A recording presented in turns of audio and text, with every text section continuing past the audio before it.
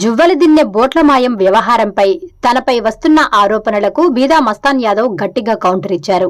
ఈ ఘటనలో తన ప్రమేయం ఉందని కాస్తైనా ఆధారాలతో నిరూపిస్తే పదవికి రాజీనామా చేసి రాజకీయాలకు గుడ్ బై చెప్తానని సూటిగా సవాల్ విసిరారు.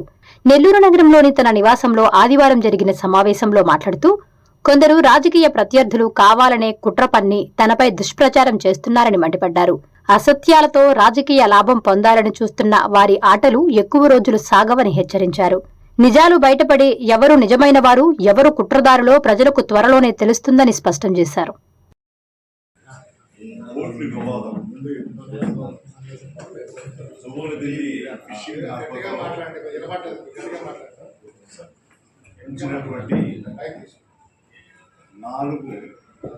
కారైకల్ పాండిచ్చేరి స్టేట్కి సంబంధించినటువంటి యూనియన్ టెరిటరీకి సంబంధించినటువంటి ఓట్ల విషయంలో రకరకాల వదంతులు రావడం, అందులో నా పేరు కూడా బయటకు తీసుకొచ్చి నేనేదో ఆ ఓట్ల విషయంలో విడుదల కోసంగా నేను చేసినట్టుగా నా మీద అభియోగాలు, అదేవిధంగా నిరాధారమైనటువంటి విషయాన్ని నేను కూడా 10 రోజులుగా భయపడి చూస్తూ ఉన్నాను. అనే ప్రాజెక్టుకి సంబంధించినటువంటి ఇనాగ్రేషన్కి వారు నెల్లూరు కావలి నియోజకవర్గ జోలు దీనికి వచ్చినా కూడా నేను ముందు రోజు లొకేషన్ కూడా ఫిబ్రవరి నాకు పార్లమెంట్లో నేను ఒక్కడే ఉన్నాను. తెలుగుదేశం పార్టీ తరఫున సానా సతీష్ గారు ఉన్నా కూడా ఆయన ఆ రోజు క్రికెట్ విషయం మీద క్రికెట్ సెక్రటరీ నేషన్ నేను అక్కడ ఉండాల్సి వస్తుంది, రాలేదని చెప్పి కూడా చెప్పడం జరిగింది. కానీ నా పేరు నేను ఇప్పుడు మొట్టమొదటిగా మత్స్యకారుల కుటుంబాలకి నాకు 40 సంవత్సరాల పైబడి అవినాభావ సంబంధం. నేను పుట్టిందే ఒక తీర ప్రాంత మత్స్యకారులు ఉండే ప్రాంతం. చిన్న వయసు నుంచి కూడా అందులో మా తండ్రులు తాతల టైం నుంచి గ్రామాల్లో మా పల్లెటూరులో ఉండేటువంటి విషయం. అందులో నా రాజకీయ అభివృద్ధి కానీ నన్ను ఈ స్థాయిలో వ్యాపార పరంగా కానీ రాజకీయ పరంగా కానీ ఉన్నారంటే మా మత్స్యకారు సోదరుడు, వాళ్ళ అన్నదండ ఇప్పుడు వివాదానికి పోయేటువంటి వ్యక్తిని కాదులే. ఏమన్నా కూడా సర్దుకోపోయి నేనే ఒక అడుగు వెనకేసేటువంటి వ్యక్తిని. ఎందుకంటే గ్రామాల్లో చిచ్చు పెడితే ఏ విధంగా ఉంటుంది అనేది మా తల్లిదండ్రుల కాలం నుంచి చూస్తా ఉన్నాం. అందులో మా ఊరు ఒకప్పుడు అన్నిటికీ ఈ తగాదాలకి నిలయమైనటువంటి ఊరు. మేము వచ్చిన తర్వాత నేను కానీ సోదరుడు పెద్ద రవిచంద్ర కానీ మా కుటుంబం వచ్చిన తర్వాత సెకండ్ జనరేషన్ వచ్చిన తర్వాత ఈ రోజు వరకు గతంలో జరిగినటువంటి వేల లీటర్లు గేదెలు ఎక్కడి నుంచి వచ్చింది. ఒక రోజు వస్తుంది రాజు రిపేర్లు ఎవరు చేశారు, దీని సూత్రధారులు ఎవరెవరు ఇన్వాల్వ్ అయి ఉంటారు అన్నీ కూడా ఎంక్వైరీ చేయమని చెప్పి నేను గౌరవ ముఖ్యమంత్రి గారిని కూడా, ఎందుకంటే ఇది ఒక గ్రామం సంబంధించింది కాదు, 164 మత్స్యకార గ్రామాలకు సంబంధించి 3 రాష్ట్రాలకు సంబంధించి పాండిచ్చేరి, యూనియన్ టెరిటరీ, తమిళనాడు, ఆంధ్ర అంతర్రాష్ట్రీయ వివాదం కాబట్టి దీనికి శాశ్వత పరిష్కారం ఉండాలి. అంటే తరచూ గత 30-40 సంవత్సరాల మీద రావడం, ఎంతోమంది దీనివల్ల దెబ్బలు తినడం, బోట్లు పోవడం, వలలు పోవడం, మన మత్స్యకార సోదరు నోటి దగ్గర మత్స్య సంపద లేకుండా పోవడం, పెద్ద బోట్లు వస్తే మొత్తం ఊడ్చుకొని వెళ్ళిపోతాయి. అటువంటి దాన్ని శాశ్వత పరిష్కారము రాష్ట్రాల మధ్య జరిగితే, ఒప్పందం జరిగితే దాని ప్రకారం పట్టుబట్టి ఉండాలని చెప్పి వీళ్ళు కూడా ప్రారంభించారు. ఇది మన ఆంధ్ర ఫిషరీస్ కమిషనర్ రామశంకర్ నాయక్ గారు అయితేవి, మన కలెక్టర్ గారు, అదేవిధంగా పోలీసు యంత్రాంగం, అవతల గవర్నమెంట్తో పాండిచ్చేరి గవర్నమెంట్తో మాట్లాడడం కూడా ప్రారంభించారు. కానీ తొందరగా పరిష్కారం చేస్తుంటే ఇంత దూరం వచ్చుండేది. ఎప్పుడో సెప్టెంబర్, అక్టోబర్ 4 బోట్లు కట్టేస్తుంటే ఇక్కడ దాన్ని జోలికి పోకుండా ఇప్పుడు అనవసరమైనటువంటి నిందలు అమరపడాల్సి వస్తుంది. సో ఈ పరిస్థితుల్లో ముఖ్యమంత్రి గారిని నేను కోరడం జరిగింది. దీని మీద enquiry high level commission enquiry చేయడం, దాంట్లో నిజాలు నిగ్గుదేర్చడం, విషయం చేజాటం ముందునే ఇది ప్రభుత్వాలను కూడా ఎగబెడుతున్నారు కాబట్టి అందులో లోకేష్ బాబు గారి కూడా ఆయన చెప్పినట్టు ఆయన మీద కూడా నిందలు మోపుతున్నారు కాబట్టి దీనిలో కూడా మత్స్యశాఖ మంత్రులు రాజీవ్ రంజన్ గారికి నేను స్వయాన ఆయన ఆ రోజు రాత్రి లేకపోతే ఆయన MOs minister of state Baghel గారి దగ్గర ఇవ్వమంటే విషయం చెప్పి అది ఆ కాపీ కూడా మీకు ఇస్తాను కోరడం జరిగింది. ఎందుకంటే ఇది అంతర్రాష్ట్రీయ వివాదం కాబట్టి కోటయ్య అనే వ్యక్తి నా స్వగ్రామం. అందులో నా స్వగ్రామంలో నేను ఎంత జాగ్రత్త ఉంటానో మీకు తెలుసు. స్వగ్రామం అతను కాపుదాపు చేస్తే నమ్మతారేమో అని బలవంతం చేసి 3వ రోజు నేను చెప్తాను వీడియో చాలాసార్లు రిపీట్ చేశాను. కాబట్టి కమిషన్ ఇస్తే ఆ కోటయ్యే లేకపోతే ఇద్దరు కాపులు ఎందుకు చెప్పడం లేదు. ముగ్గురు విజయారెడ్డి అనే అతను జోల్రెడ్డి, ఇంకొక కడపాడు అతను వచ్చేసి శెట్టి, ఇతను ముగ్గురికి బాధ్యతలు అప్పచెప్పారు. పొలం ఇద్దరు ఎందుకు చెప్పడం లేదు నేను అడుగుతున్నా. ఈయన దగ్గరే ఎందుకు చెప్పిస్తున్నారు? అది 3వ రోజు. ఆ 3వ రోజు అది ఏ కమిషన్ ద్వారానే తెలియాలి. ఎవరి మీద నిందలు తెలుసుకోలేదు, నేను ఎవరు మాట్లాడదలుచుకోలేదు. పేద సోదరులకి దూరం చేయాలన్న ఆలోచనతో ఎదురైనటువంటి చూడండి, ఇప్పుడు కూడా నిజాలు నీకు నిదానంగా బయటపడతాయి. అబద్ధాలు ప్రచారం విపరీతంగా జరిగిపోతూ ఉంటాయి. కానీ ఒక 40 సంవత్సరాల నుంచి అడుగుతున్న మా బంధం ఒక చిన్న వివాదం వల్ల, మాకు సంబంధం లేని వివాదం వల్ల మా రాజకీయ భవిష్యత్తుకి ఏదో అవద్దని అనుకోవడం, అదంతా కూడా ఎవరన్నా ఆ విధంగా అనుకుంటే అది అపోహ, వాళ్ళ అమాయకత్వం. ఈరోజు చెప్పినట్టు అది నిజం కాదనేది మళ్ళీ ఇంకొక వర్షంలో కొంతమంది రాజకీయ నాయకులు మీకు అందరికీ తెలిసిన విషయం అది మాట్లాడడం జరుగుతాం.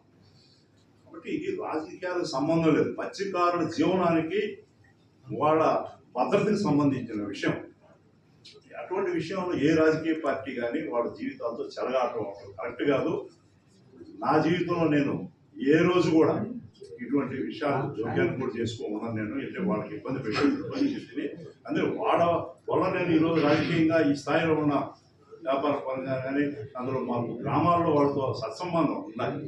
దానివల్ల నేనేంటంటే అందులో మత్స్యకారులు నిత్యం పూజించేటువంటి వాళ్ళకి సర్వం తనే అయినటువంటి శ్రీరామచంద్రుడు ఏ మత్స్యకారు గ్రామాల్లో కూడా శ్రీరామచంద్రుడు దేవాలయం అనేది ఉండదు. కాబట్టి అందులో వాళ్ళ పవిత్రమైనటువంటి మాసం ఇది. ముస్లింలకి రంజాన్ మాసం ఏటో అదేవిధంగా శ్రీరామనవమి మాసం అంతా ఒక్కరోజు చేసుకోరు. శ్రీరామ్ ఒక 4 రోజుల పాటు ఒక్కొక్క గ్రామాల్లో ఈ రోజులు పెట్టుకొని ఇతర గ్రామాల పెద్దలు కూడా పిలుచుకొని మత్స్యకారు గ్రామం చేసుకునేటువంటి ఒక నెల అంతా చేసుకుంటారు. అటువంటి పవిత్ర మాసంలో ఇటు వాళ్ళతో అపోహలు పుట్టించడం ఇవన్నీ కాబట్టి నేను ఆ శ్రీరామచంద్రుడు, నేను కూడా శ్రీరామచంద్రుడు నమ్మేవాడు. ఆ శ్రీరామచంద్రుడు సాక్షిగా చెప్తున్నాను నేను, ఇవన్నీ కూడా అపోహలు. దయవుంచి మీరు నమ్మదు. ఎందుకంటే కమిటీ వేస్తున్నాం, ఓపిక పట్టండి. కమిటీ ఖచ్చితంగా ఏంటంటే అంతర్రాష్ట్రీయ వివాదం కాబట్టి అందులో ముఖ్యమంత్రి గారు కూడా దృష్టికి పెట్టాం కాబట్టి, కేంద్ర ప్రభుత్వం దృష్టిలో కూడా పెట్టాం కాబట్టి ఇది ఆల్రెడీ ఎంక్వైరీ కొన్ని జరుగుతూ ఉన్నాయి. కొన్ని కాల్ లిస్టులు అన్నీ కూడా తీస్తూ ఉన్నారు. High level committee enquiry commission పెట్టి దాంట్లో మత్స్యకారులు కూడా కొంతమంది పెట్టండి. మత్స్యకారులు కూడా పెద్దల్ని వాళ్ళు నిర్ణయించుకుంటారు ఎవరు ఉన్నారనేది. వాళ్ళని కూడా సభ్యులుగా పెడతారు. సభ్యులుగా పెట్టినప్పుడు ఈ నిజాలు తెలవడంతో పాటు ఈ వివాదాలకి, అంతర్రాష్ట్రీయ వివాదాలకి శాశ్వత పరిష్కారం ఒకటి వస్తుంది. అంటే ఈ రోజుతో పోయేది కాదు, మళ్ళీ కూడా రాదు అనేది ఏమి ఉండదు. ఈరోజు నా మీద మోపిన నింద ఇంకోరి మీద మోపచ్చు. అటువంటిది కాకుండా ఈ అపోహలు తాగు లేకుండా చేయమని చెప్పి నేను ప్రభుత్వాన్ని కోరడం జరిగింది. ఖచ్చితంగా ముఖ్యమంత్రి గారు కూడా కమిషన్ వేస్తాం, మత్స్యకారులు కూడా దాంట్లో భాగస్వాములు చేస్తాం, నిజాలు నిగ్గుదేస్తామని కూడా చెప్పడం జరిగిందని కూడా మీ దృష్టికి తీసుకొస్తా ఉన్నాను. పైన వేడదీయాల్సినటువంటి సంస్థ ఏంటంటే ఇక్కడ మత్స్య సంపద బాగుంది, ఇటు రావడం, మనం మత్స్యకారు గ్రామాల వాళ్ళు చిన్న బోట్లో పోయి వాళ్ళతో రావద్దని చెప్పడం, వివాదం కావడం, ఏదన్నా మళ్ళీ ఒక పడవని ఏదన్నా కట్టేసినా కూడా అక్కడి నుంచి వచ్చినటువంటి వాటిని నాలాంటి వాళ్ళకి తెలుగుదేశం పార్టీ అప్పుడు అధికారం ఉన్నప్పుడు అలాగని కానీ కాంగ్రెస్ అధికారం ఉన్నప్పుడు నాటరెడ్డి విష్ణువర్ధన్ రెడ్డి దగ్గర కానీ పోయి మమ్మల్ని ఒక మధ్యవర్తుల్లో పెట్టుకొని తీర్మానం చేసుకునేవాడు. ఏదో కొంచెం మత్స్యకారులు నష్టపోయినటువంటి మన ఆంధ్ర మత్స్యకారులకి ఏదో నష్టపరిహారం ఇప్పించడం, సర్దుబాటు చేయడం జరుగుతుంది. కానీ ఇప్పుడు జరిగినటువంటి వివాదం ఎప్పుడు లేని విధంగా 4 బోట్లు, పెద్ద బోట్లు అవి రావడం, ఆ బోట్లు మన స్థానిక మత్స్యకార సోదరులు తమ జీవనానికి ఇబ్బందికరంగా ఉంటుంది, ఇది ఒక ఆనవాయితీ అయిపోయింది 40 సంవత్సరాల నుంచి రావడం, దీనికి ఏదో శాశ్వత పరిష్కారం చూడాలని చెప్పి వాళ్ళే ఆ 4 బోట్లని ఎవరు వచ్చినా ఏ రాజకీయ పార్టీ ఇన్వాల్వ్ చేయకుండా, అది తెలుగుదేశం కానీ, వైఎస్ఆర్సీపీ కానీ, జనసేన కానీ, కమ్యూనిస్ట్ కానీ, బీజేపీ ఏ పార్టీ వచ్చినా కూడా ఏ రాజకీయ నాయకులు జోక్యం లేకుండా మనం చూసుకోవాల్సినటువంటి బాధ్యత రాజకీయ అనేటువంటి ఒక తీర్మానం మన కృష్ణాపురం దగ్గర మత్స్యకార సోదరులు అందరూ కూడా ఒక తీర్మానం చేసుకొని ఎవరు జోక్యం రాజకీయ పార్టీలు వద్దు, అధికార యంత్రాంగం దొరికి ఇది మన జీవితాలకు సంబంధించినటువంటి మన జీవనానికి సంబంధించింది కాదు, దీనికి ఒక శాశ్వత పరిష్కారం కోసం వాళ్ళు నిర్ణయించుకున్నారని చెప్పి తెలిసిన తర్వాత ఏ రాజకీయ నాయకుల దగ్గర వాళ్ళు బాగాలేదు. నా విషయం అయితే నేను ఎవరిని కూడా మరి ఈ విషయంలో నా దగ్గర రాండో నేను తీర్మానం చేస్తాను ఇంకోటి అనేది మన దగ్గర రానకు వాళ్ళు 1% ఉన్నా కూడా నిజం ఏ 50% కూడా వెళ్ళా ఉన్నా కూడా నిరూపించగలిగితే నేను నా రాజ్యసభ స్థానానికి ఈ రోజే రిజైన్ చేస్తాను. రిజైన్ చేయడమే కాదు, రాజకీయాన్ని శాశ్వతంగా తప్పుకుంటాను. మా రాజకీయ ఒక అభివృద్ధిని దాన్ని ఓర్చుకోలేక కొంతమంది చేసేటువంటి రాజకీయ కుట్రలో భాగంగా దీనిపైకి తెరపైకి తీసుకొస్తున్నారు. ఎవరు తీసుకొస్తున్నారని నేనేం మాట్లాడదలుచుకోవాలా, ఎవరిని నేను గురించి అది కమిషనే కాల్చాలి. ఎఫ్ఐఆర్ అయింది, పోలీసులు అదుపులో ఉన్నాయి వెహికల్స్. సో 3 పోలీసులు కాపలా ఉన్నారు, ఎట్లా పోయినా బయటికి? 3 పోలీసులు కాపలా ఉన్నారని చెప్పారు. సో అటువంటి టైంలో ఎట్లా అదే అంతుపట్టని విషయం అప్పచెప్పాము, వాళ్ళకు కూడా బస్తీ అప్పచెప్పాము, వాళ్ళని నమ్మకుండా కొన్ని మత్స్యకార గ్రామాలు కూడా వాళ్ళ కట్టుబాటు ప్రకారం వాళ్ళు కూడా కాపలా ఉన్నారు. అందులో ఒక రాత్రి బోట్ ఇప్పి ఎత్తుకుని వెళ్ళేది కాదు, మామూలు బోట్లు కాదు, ఈ 180 హార్స్ పవర్ ఇంజిన్లు ఉండేది. కాబట్టి దాన్ని 9 నెలల నుంచి మూలబడి రిపేర్లు ఉంటాయి. ఆ రిపేర్లు చేసి ఇన్ని జరిగిందంటే ఒక రోజు రాత్రి జరిగింది కాబట్టి ఇసలు ఇన్ని రోజులు ఈ నెల రోజులు దీని వెనక సూత్రధారులు అనేది నిగ్గుదేర్చి మత్స్యకారులు ఉన్నటువంటి అపోహని వాళ్ళని నివృత్తి ఇవ్వాలనేది నేను కోరుకునేది కూడా. వాళ్ళు ఏది తెలుసుకోవాలనుకుంటున్నారో అదే నేను తెలుసుకోవాలనుకుంటున్నాను. 2000 మన జరిగినటువంటి ఎలక్షన్లో మన విజయసాయి రెడ్డి గారు నా మిత్రుడు కాదు, చిన్ననాటి మిత్రుడు, ఆయన సహాయంతో ఉండేది రామిరెడ్డి ప్రతాప్ రెడ్డి గారు విజయాన్ని కృషి చేశారు. అంత ఎలక్షన్లో కూడా మా తమ్ముడు ఒకవైపు ఉండి, రవిచంద్ర తమ్ముడు ఒకవైపు ఉండి, నేను ఇట్లుండి, ఆయన కూడా మన వల్ల ఇబ్బంది పడకూడదని మేము ఎక్కడ కూడా దొరాయదని కానీ ఇంకో విషయం కానీ ఎవరితో మాట్లాడకుండా జాగ్రత్తగా పట్టుకొచ్చాను.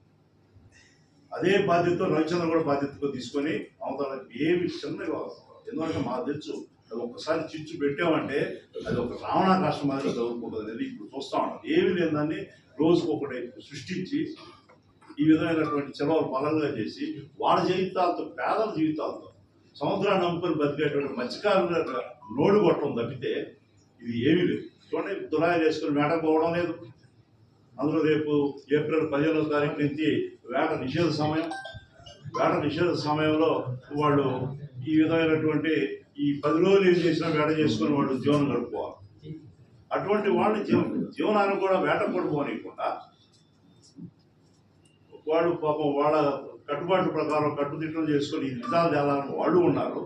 మేము నిజాలు తేల్చాలి, నిగ్గు తేల్చాలి, నేను ఉన్నాను, మా పార్టీ ఉంది అని చెప్పి కూడా మీరు అందరూ అంటున్నారు. కానీ ఒక మాజీ మంత్రి స్థాయి గారు భేదా సోదరుల సహకారంతోనే అది బయటకు వెళ్ళే ఓట్లు అని చెప్పి స్వయంగా మాజీ మంత్రి ఆరోపిస్తున్నారు. మీరేమో లేదు అంటున్నారు.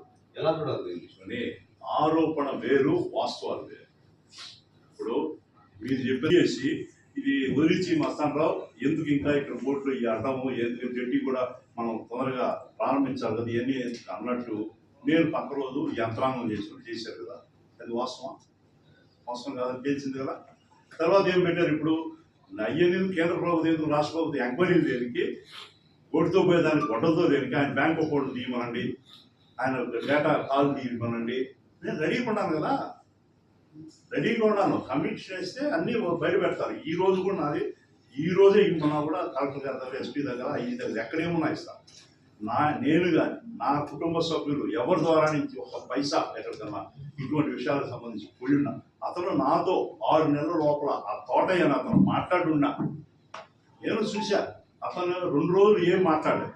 3వ రోజు అది చూసా. ఆ వీడియో చూసిన తర్వాత చెప్పు అంటా ఉన్నారు. అతను ఏదో బిఎంఆర్ అంతే ఇంకెక్కువ మాట్లాడదాం. నేను గమనించాను బిఎంఆర్ అంటే బిఎంఆర్ పేరు అసలు ఎందుకు వచ్చింది ఇవన్నీ కూడా విచారణగా తేడా.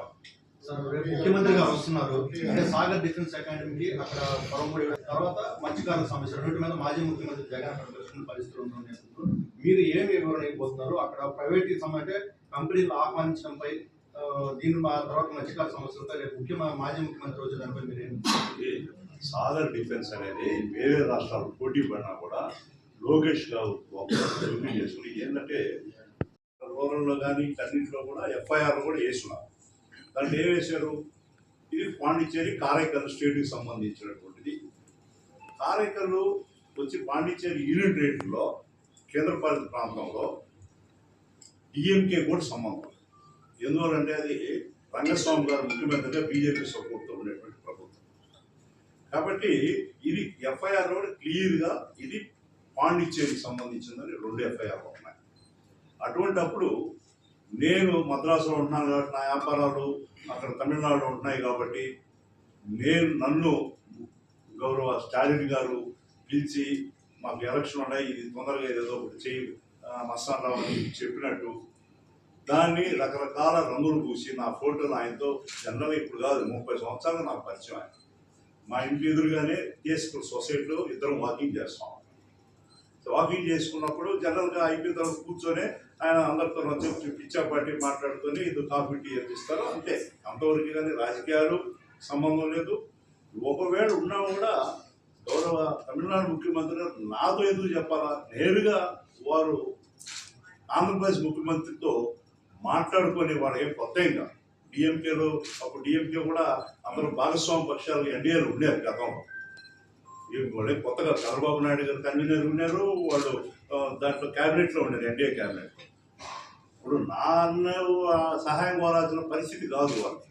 అటువంటి పరిస్థితుల్లో నా పేరు నేనేదో ఆయన తమిళనాడు గౌరవ ముఖ్యమంత్రి గారు చెప్పారు నేనేదో లోకేష్ బాబు గారు వచ్చిన రోజు లోకేష్ బాబు గారు నన్ను పక్క పిలిచి ఈ సాగర్ డిఫెన్స్ అనే ప్రాజెక్ట్ ఇనాగరేషన్ కోసం వచ్చినప్పుడు ఇది ఎందుకు ఈ రోజు నుంచి ఈ బోర్డు ఇక్కడ ఎందుకుండా ఏదో ఒకటి చేసి దానికి పంపించండి ఎందుకు ఇక్కడ అన్నట్టు నేను ఆ రోజు రంగప్రవేశం చేసి తలా 10 లక్షల రూపాయలు జోలుదిన్ని కాపు ఒక అతనని ఇంకొక కడపాడి కాపు అని ఇసుకపల్లి వారి కాపు అని తలా 10 లక్షల రూపాయలు ఇచ్చినట్టు బోట్లు ఆ రోజు అదృశ్యం అయిపోయినట్టు ఒక కట్టుకథ ఎవరూ లేదనేది తర్వాత ప్రశ్న చేస్తాను. సో నేను అసలు పార్లమెంట్ సమావేశాలు ఆ సాగర్ దాన్ని కూడా ఆ సాగర్ డిఫెన్స్ ప్రాజెక్ట్ బిఎంఆర్ రేపు బిఎంఆర్ వస్తున్నాడు మనం మళ్ళీ గమ్మైపోయి నేను వచ్చి నన్ను పిలిచి చెప్పినట్టుగా గౌరవ లోకేష్ గారు చెప్పినట్టుగా నేను వినిపించినట్టుగా డబ్బులు కట్టి అందరికీ ఏదో ప్రలోభ పెట్టి సో ఈ ఎలా ఉంటాయో మీరే చూడండి. కాబట్టి నేను ఇక్కడ లేను. తర్వాత ఆ బోట్లు దానికి 20 రోజుల ముందు నుంచి 4 రోజుల ముందు నుంచి ఇది ఆ రోజుకి ఆ రోజు బోట్లు వదిలింది కాదు.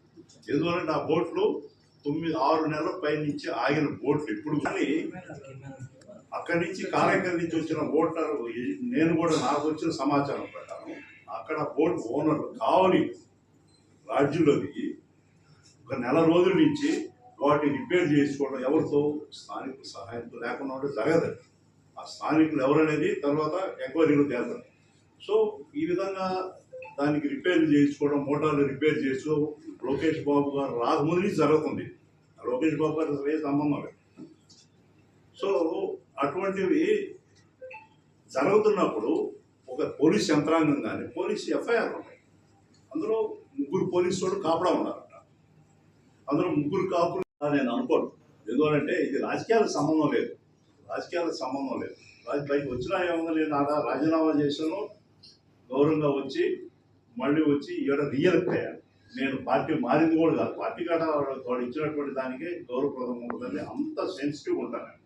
నేను పార్టీ చాలామంది ఎంపీకి రిజైన్ చేయరు, కానీ ధైర్యంగా ఎంపీకి రిజైన్ చేశాను.